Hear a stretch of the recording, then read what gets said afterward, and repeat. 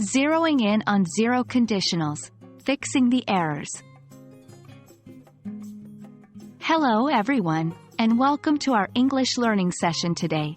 We'll be zooming in on the zero conditional. Specifically, we're going to delve into correcting errors in zero conditional sentences. By the end of this video, you'll have mastered how to spot and correct these mistakes, ensuring your sentences always follow the rules of the zero conditional. Before we get into the errors, let's remind ourselves what the zero conditional is.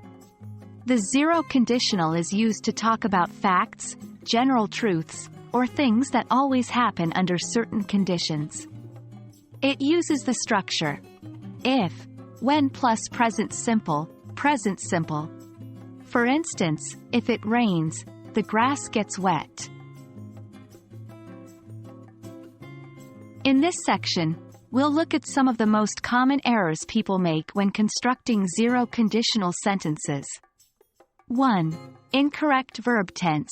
Sometimes, people incorrectly use a future tense verb after the if clause. For example, if it rains, the grass will get wet. This is wrong because we're discussing a general truth, so we should stick with the present simple tense. 2. Switching the clauses. While it's okay to switch the if clause and the result clause in zero conditional sentences, some people make the mistake of only switching the clauses but not the verb tense. For example, the grass gets wet, if it will rain. This is incorrect. The right sentence should be, the grass gets wet, if it rains. 3. Misusing conjunctions. Another common error is misusing conjunctions. People often replace if with unless. For instance, unless it rains, the grass gets wet.